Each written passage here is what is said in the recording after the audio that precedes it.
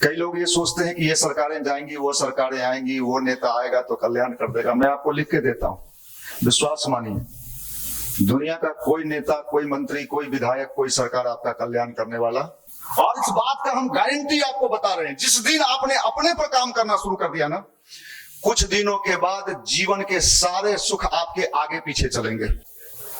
सबसे खतरनाक अगर स्टूडेंट लाइफ में कोई चीज है जो आपको आगे बढ़ने से रोकता है तो उस कचरा का नाम है मेंटल गार्बेज। भगवान के पास शक्तियों का खजाना है, मैं गारंटी के साथ ये बात कह रहा हूं, शक्ति की कोई कमी नहीं है। लेकिन लोग ये सोचते हैं चालीसा पढ़ के, केला दिखा के, यहां पर आप बेवकूफ। संगति का प्रभाव जीवन में सबसे ज्यादा पड़ता है। कुछ रहे न रहे, उसके पास धन रहे कि न रहे, संपत्ति रहे कि न रहे, लेकिन उसका सोच सही रहे, ऐसे ही व्यक्ति से दोस्ती करना।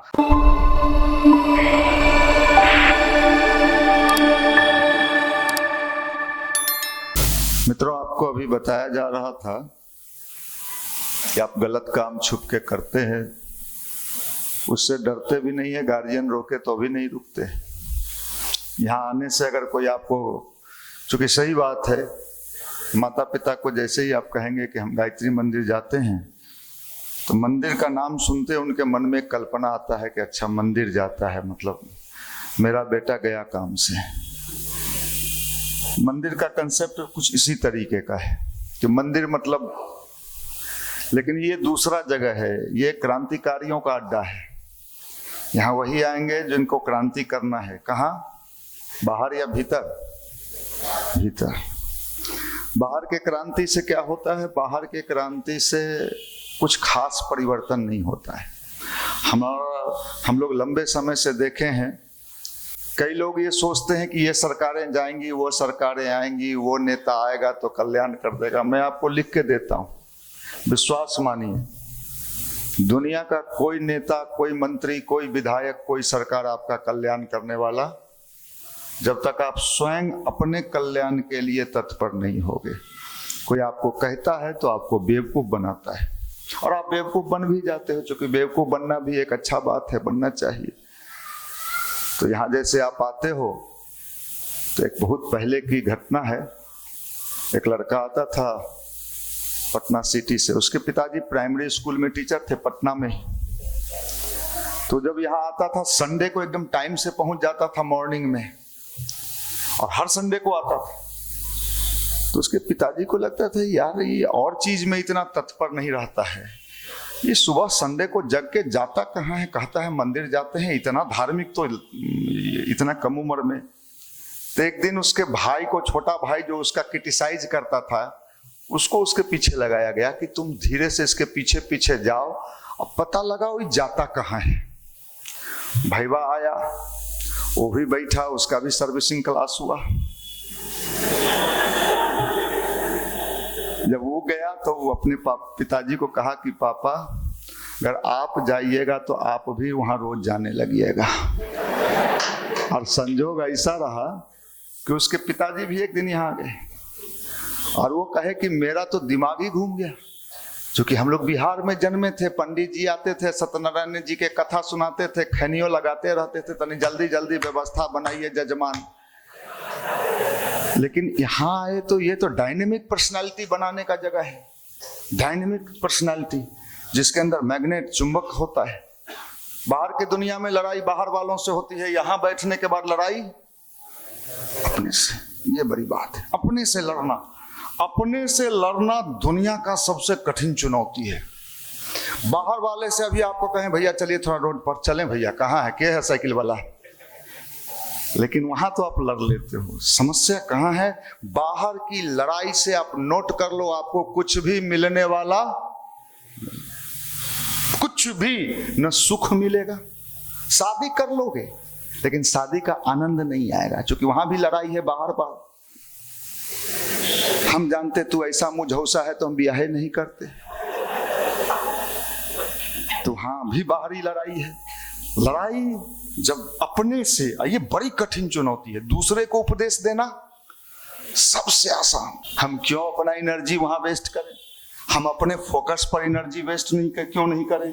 जो चीज हमें भगवान ने अभी एक अवस्था दिया है एक विशेष उद्देश्य के लिए, उस पर क्यों नहीं हम अपना कंसंट्रेशन बनाएं? हम इधर उधर अपना ऊर्जा, ये भी एक ऊर्जा है।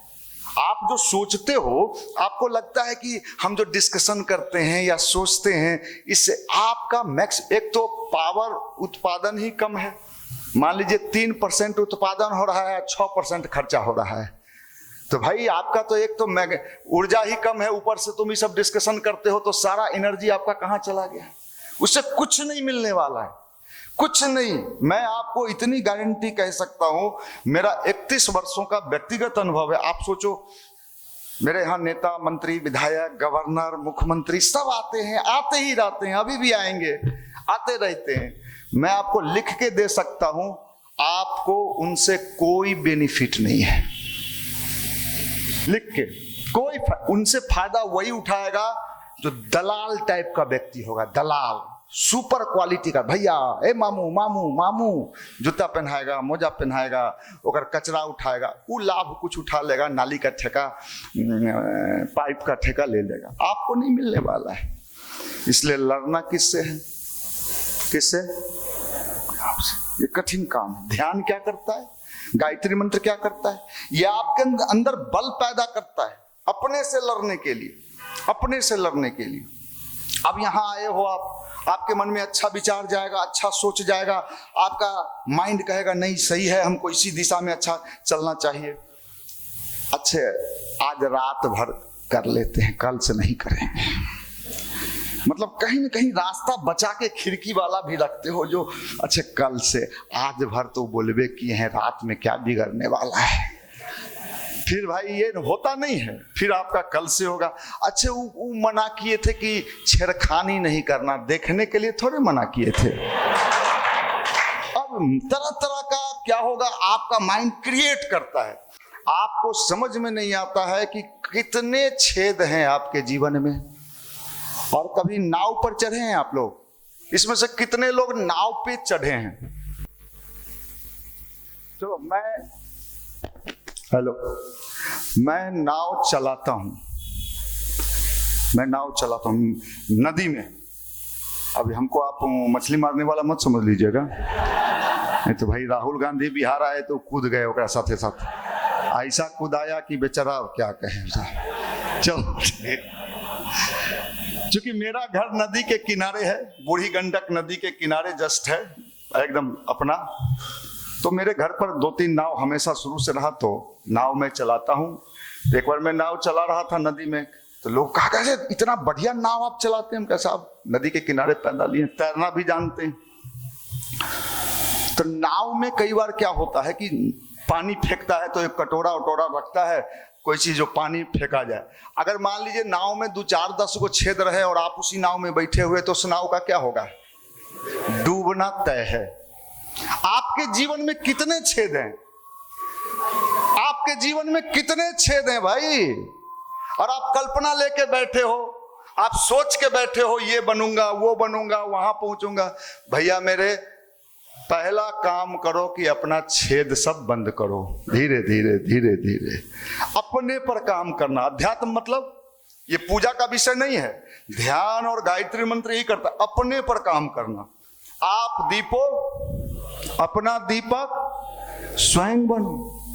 और इस बात का हम गारंटी आपको बता रहे हैं, जिस दिन आपने अपने पर काम करना शुरू कर दिया ना, कुछ दिनों के बाद जीवन के सारे सुख आपके आगे पीछे चलेंगे, जीवन की सारी चीजें आपको मिलेंगी, हर जगह आपको आनंद आएगा, मजा आएगा।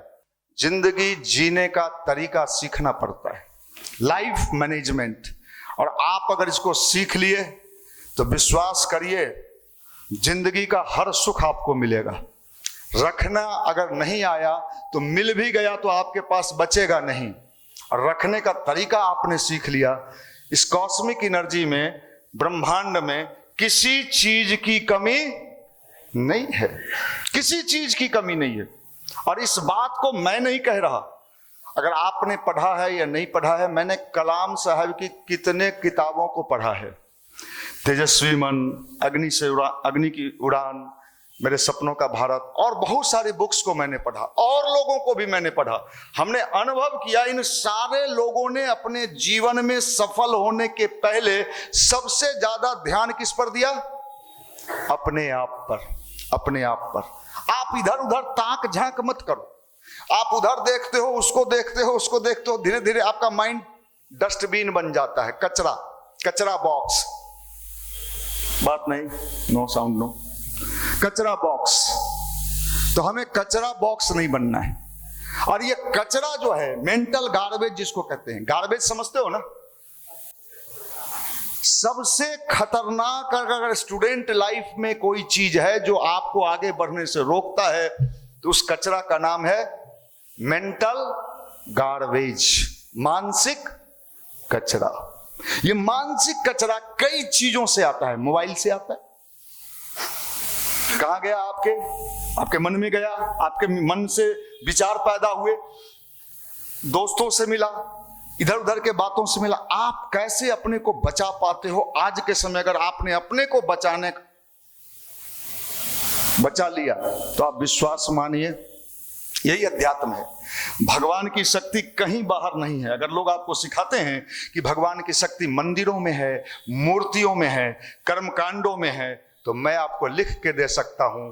मैंने कितने मंदिर जाने वालों को देखा है, मैंने कितने पुजारियों को देखा है, जिंदगी भर गरीब रह जाता है, जिंदगी भर किसी काम का नहीं रहता है, उसकी कोई व्यक्तित्व उसके जीवन में उसका नहीं आ पाता है।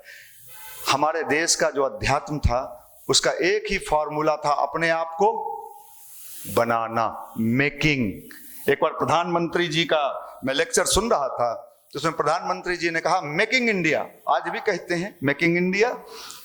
हम इस बात को कहते हैं मेकिंग इंडिया आपका तब सफल होगा प्रधानमंत्री जी, जब मेकिंग यूथ, युवा बनाओ आंदोलन। युवा हो जाना अलग बात है, वो तो आप नॉर्मल। अच्छा, दाढ़ी मोछ आपने उगाया कि अपने हुआ?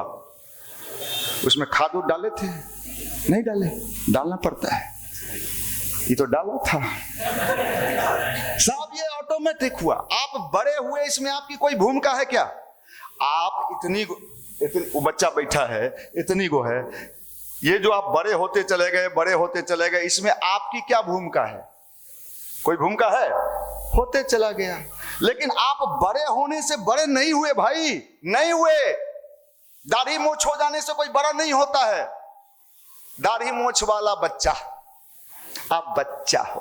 अभी मैं चैलेंज करता हूं, अब तो मैं बोल दिए तो हो सकता है आप सतर्क हो जाइए। अगर धीरे से कोई आपके कान में कहता नीचे टॉफी बट रहा है, बांट के चल जाते कि रहता है। अब तो बोल दिए इसलिए आप सतर्क हो जाएंगे। पीछे वाला को सुविधा है, वो सोचता कि धीरे धीरे एक के बार उठमी तो बोला है वहां से। मतलब आपकी स्थिति क्या है? आपका, आप सोच लो, आप कितने 20 साल 21 साल वाला बच्चा, दाढ़ी मोछ वाला, आपने सुना है ना, बड़ा हुआ तो क्या हुआ? जैसे पेड़ खजूर, पंथी को छाया नहीं, फल लगे अति दूर। बड़े होने से क्या होता है? आपकी बुद्धि कितनी हुई, सोच कितनी विकसित हुई, आपकी समझदारी कितनी विकसित हुई। नहीं तो ये किसी काम का नहीं, आप मर जाओगे, कोई फायदा नहीं। इसलिए समझदारी, यही अध्यात्म है, ये ध्यान है, ये गायत्री मंत्र है।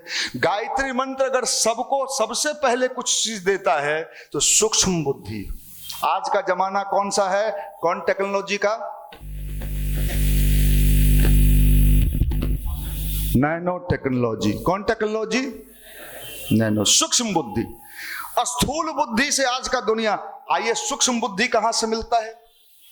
यही है ध्यान, पॉजिटिव थॉट्स, अच्छे लोगों की संगति।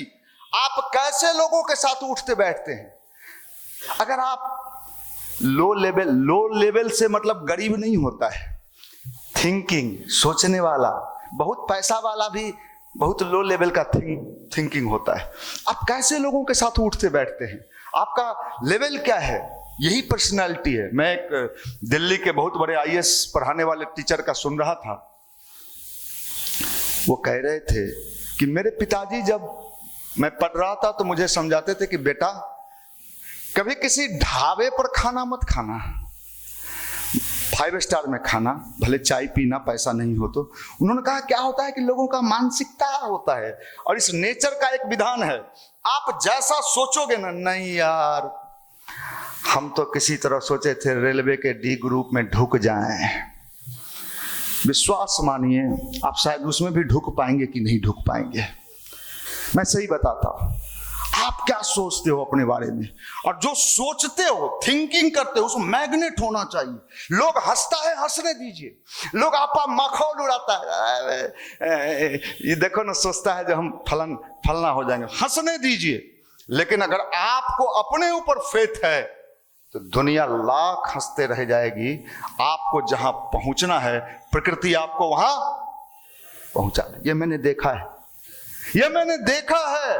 हम पलट जाते हैं, बदल जाते हैं, लोगों को देख के अपना रास्ता बदल देते हैं। किसी ने कुछ कहा, यहां कहा आते हो, आने से क्या होगा, फलाना है ढकाना है, हमने वो भी बंद कर दिया। विश्वास मानिए, इंटर में ही हम गायत्री परिवार से जुड़ गए थे और उस जमाने में गायत्री परिवार से कोई युवा जुड़ता भी नहीं था। हम अकेले इकलौते पहले जुड़े थे, फिर 2-3 और साथी मिले। मैं जब सैदपुर हॉस्टल में सुबह में जग के स्नान करके आधे घंटे का गायत्री मंत्र ध्यान करता था, वहां खैनी खाने वाला हम पर हंसता था, बीड़ी पीने वाला हम पे हंसता था। उस हॉस्टल में बीड़ी पीने वाला, खैनी खाने वाला, गांजा पीने वाला, छिनती करने वाला सब रहता था। चोरू चक्के, लफुए लुच्चे सब रहते, गंगा जी में सब रहता है, घड़ियाल भी रहता है, कछुआ भी रहता है, सब रहता है। हाँ, तो वहां सब रहते थे। अब वो खैनी खाने वाला हम पे हंस रहा है।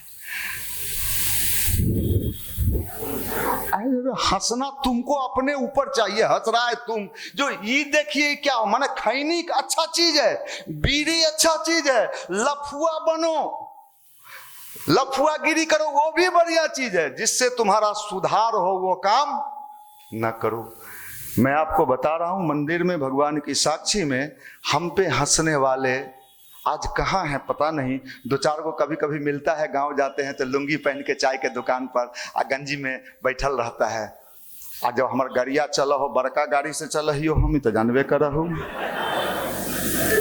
तो गाड़िया सब जब चल ही है, पीछे भी 2-3 को मोटा तगड़ा सब बैठता है, जो लगे कि गार्ड और बॉडी गार्ड सब है। यहीं से चुन लेते हैं, जो शरीर वाला है ओकरे लेते हैं। हाँ, ये तो लंगी मार देता है, ये तो तेज है, लेकिन चुनते हैं जो तनी बॉडी उडी वाला लगे।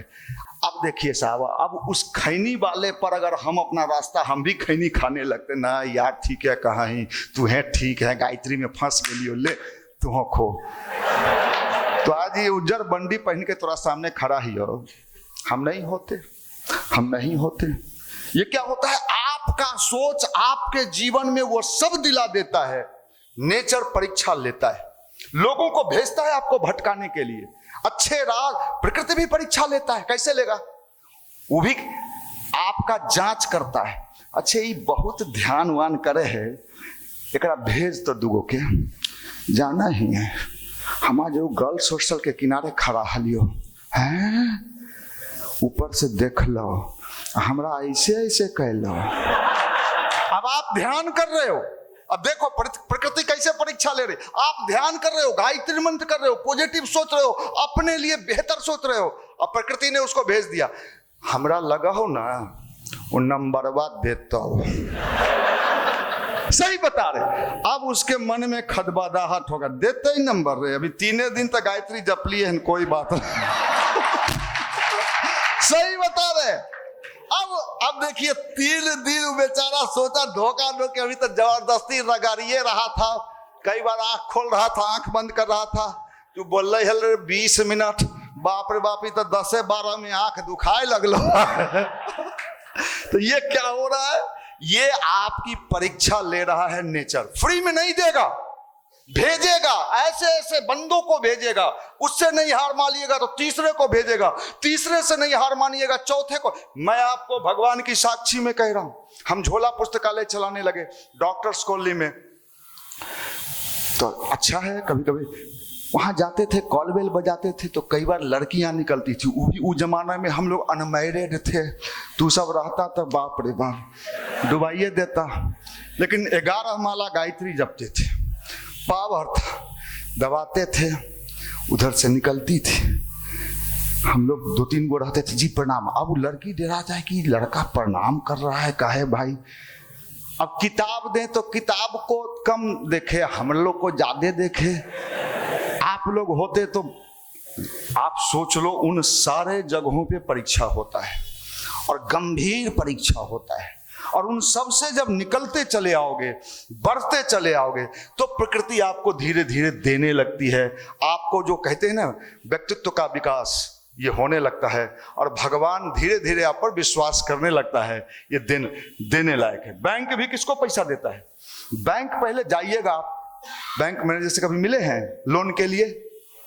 तो पूछता है क्यों लेना है, तो आप कोई प्रोजेक्ट बताइएगा या कोई बिजनेस बताइएगा तो पूरा वो लेता है, फिर जांच करता है। उसको जब विश्वास हो जाता है कि हम जो इसको पैसा देंगे वो पैसा डूबेगा नहीं, ये कमा के बैंक को वापस करेगा, तब बैंक आपको देता है। भगवान के पास शक्तियों का खजाना है। मैं गारंटी के साथ ये बात कह रहा हूं, शक्ति की कोई कमी नहीं है। लेकिन लोग ये सोचते हैं चालीसा पढ़ के, केला दिखा के, गायत्री जी केला, हनुमान जी लड़ुआ, यहां पर आप बेवकूफ। आप भगवान को बच्चा समझ लियो। बच्चा को, जैसे बच्चा वहां बैठा है, इस बेचारे को, बच्ची को कोई टॉफी दिखा दे, बिस्कुट दिखा दे तो स्वाभाविक है बच्चा, आपका वही नेचर है। भगवान देता है, जांच परख के देता है। सेना में हथियार मिलता है, सेना को क्यों मिलता है? नहीं बड़ा बढ़िया दिया है, नहीं हो, हाँ रे, घर ले जाए सर। रख इसको, कोर्ट मार्शल करो। तो भगवान की शक्ति भगवान अपने कार्य के लिए देता है। ये नोट कर लीजिए। हनुमान जी के पास कितना ताकत था? हनुमान जी के पास क्या था, नहीं था, उनको पते नहीं था। वो तो फॉर्म भर रहे थे, उनको कहीं हो ये नहीं रहा था। सीता जी का अपहरण हो गया, वैकेंसी निकला, कौन खोजेगा।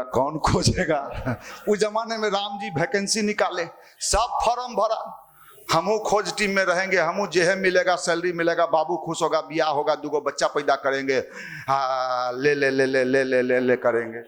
तो हनुमान जी समुद्र के किनारे, बहुत शक्तिशाली, लेकिन उनको पता नहीं था कि उनका ताकत क्या। युवा थे हनुमान जी, यंग थे, एकदम यंग, और समुद्र के किनारे बैठल हल थी, माथा पर हाथ धर के, अब क्या होगा, बाप रे बाप, इतना वैकेंसी छोड़ा सब में है, कौन।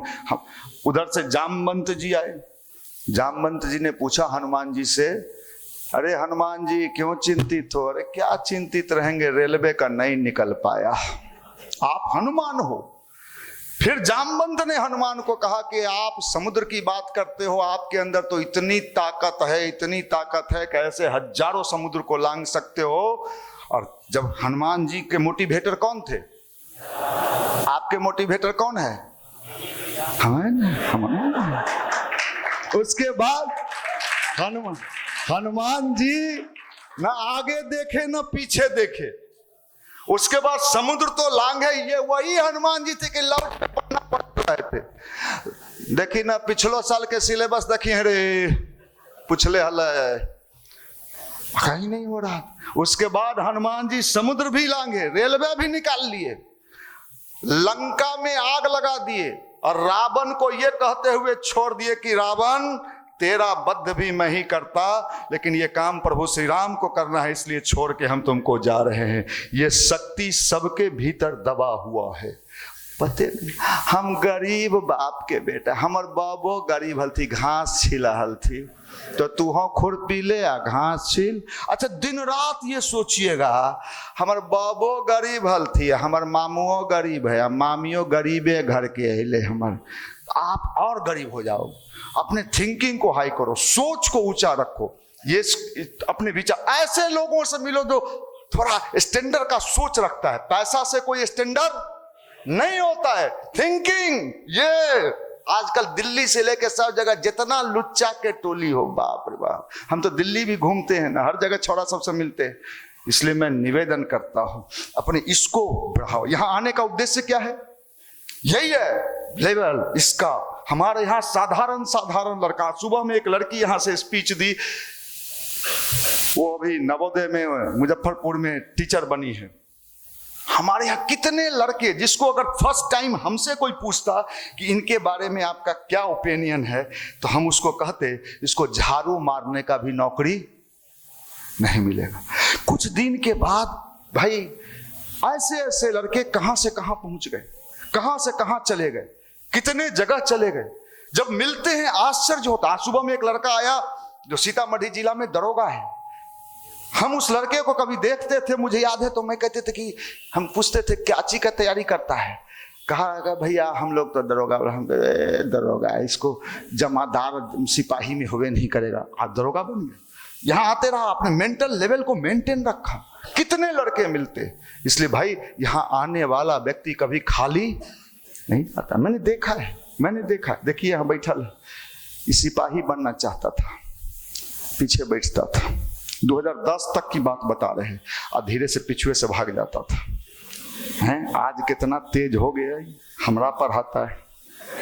हैं मैंने कहने का भाई थिंक, संगति का प्रभाव। संगति, हमारे संगति में आया, देखा कि बाप रे भैया तो हाई लेवल की बात सोचते हैं। धीरे धीरे अब हमरों से ऊंच सोचे लगा, अब हमरों गिरा दबा देता है कई बार। तो ये बात कहती है आप कैसी, जैसी संगत वैसी रंगत। संगति का प्रभाव जीवन में सबसे ज्यादा पड़ता है।